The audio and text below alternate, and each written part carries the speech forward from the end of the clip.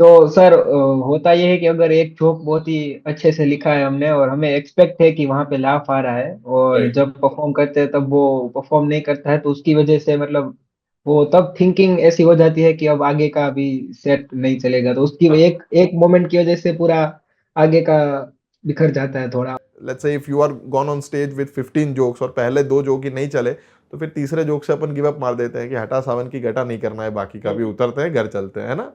So we don't feel good enough और we don't feel confident और motivated enough to do so. इसका answer दो है। पहला जो थियोरेटिकल टेक्निकल आंसर है वो ये है that we should actually be performing the rest of the jokes with more confidence. अगर मेरा कॉन्फिडेंस घर से निकला तब 100 था और पहले दो जोक्स नहीं चले, तो तीसरे जोक पे अगर वो 80 होगा, if it is becoming 18 then it's definitely not gonna work, right. So I have to actually go with 120। नहीं चल रहा है तो 140, नहीं चल रहा है तो 160 है, कॉन्फिडेंस बढ़ना चाहिए। So the answer, technical answer to your question is you need to fake the confidence. उतरने के साथ तो लगता है कि अरे यार कुछ भी नहीं चला, आज तो बहुत खराब, दैट इज फाइन, बट वहां पे फेक करना पड़ेगा। एंड न प्रैक्टिकल आंसर, ये थियोरेटिकल आंसर था जो ऐसे सुनने में अच्छा लगे। अब प्रैक्टिकल आंसर जो सुनने में कैसा लगेगा मालूम नहीं, वो ये है कि बहाने हैं ये सारे हमारे कि नहीं चल रहा है, आज ऑडियंस मेरे काम की नहीं थी।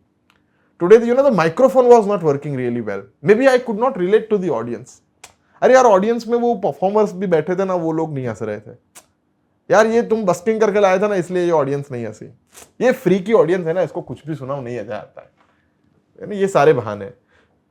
For an example, if a corporate company is giving me 10 lakh rupees to perform 1 hour, 5 lakh advance दे दिया है, 5 लाख का चेक जेब में लेके स्टेज पे चढ़ता हूँ, 1 घंटे का कमिटमेंट है, पहले 5 मिनट में अगर मेरे को मालूम पड़े शुभम भाई कि no one is laughing at my jokes, then I have to still have to perform 55 more minutes, don't I. क्योंकि उधर तो मैं ऐसा नहीं कह सकता ना कि भाई तुमने 10 लाख दिया लेकिन तुम्हारी ऑडियंस मेरे लायक नहीं थी, you know, the mic was not working. अरे यार ये नहीं कर सकता, then I have to.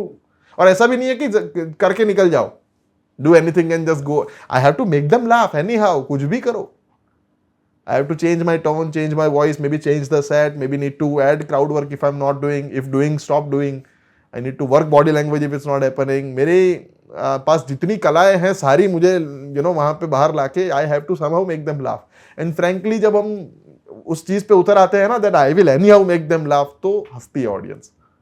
But अगर हम तीसरे जोक पे गिव अप मार देते हैं कि okay done for the day guys, it's not happening today, कभी और ट्राई करेंगे, तो कहीं ना कहीं वो आगे नहीं बढ़ता है। So what I am suggesting you Shubham भाई is that if you go on stage, 5 minute perform कर रहे हैं, पहले 1 मिनट में you have passed on the verdict that audience is not laughing at my joke, still you perform the more 4 minutes और the remaining 4 minutes with so much of faking confidence and try everything that you could.